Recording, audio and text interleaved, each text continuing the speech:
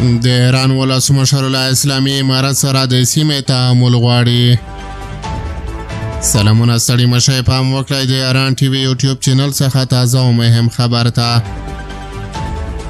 ایران چې په کور دننه پر افغان کډوالو د کار او ژوند ګړۍ تنګه کړې، ولسمشر یې وایي په افغانستان کې د سولې او ټیکاو د ټینګښت لپاره د هر ګام ملاتړ کوي.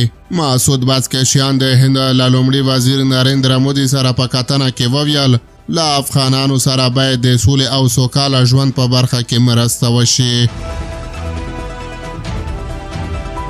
د ایران ولسمشر مسعود بزکشیان او د هند لومړي وزیر نریندرا مودي د بریکس غونډې په څنډه کې سره ولیدل.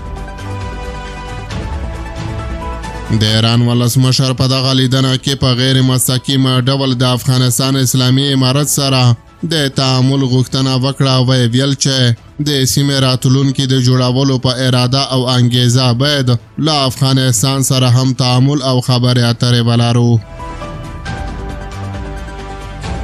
د ایران ولسمشر د روسیې د ولسمشر ولادیمیر پوتین په بلنه د روسیې په کازان کې د بریکس ډلې د سرمشریزې په 14مه غونډه کې د ګډون لپاره دغه هیواد ته تللی. مسعود بزکشیان په بریکس ډله کې د تهران او نوی ډیلي غړیتوب د دوه اړخیزو همکاریو په لا ډیروالي کې مرستندوی ګڼي. د هند لومړي وزیر نریندرا مودي په دې ناسته کې د ایران ولسمشر ته د نوی ډیلي د سفر بلنه هم ورکړه. نریندرا مودي پر خپل ایکس پاڼه لیکلي چې د ایران له ولسمشر سره ګټوره ناسته درلوده او پر دوه اړخیزو اړیکو او همکاریو سره وغږېدل. دواړو خواو د افغانستان د بیا رغونې او پراختیا او له منځنۍ اسیا سره د سوداګریزو او اقتصادي اړیکو په برخه کې د چابهار بندر پر ارزښت او پیاوړتیا هم خبرې کړې دي.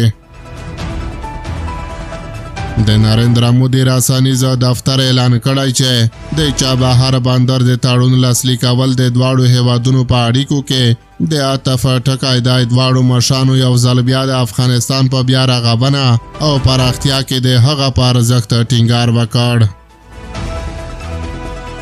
چابهار بندر د هند او ایران ګډه پروژه ده چې د افغانستان او منځنۍ اسیا هیوادونو لپاره چې په وچه کې ایثار دی مهمه ترانزیتي بندر ګڼل کیږي.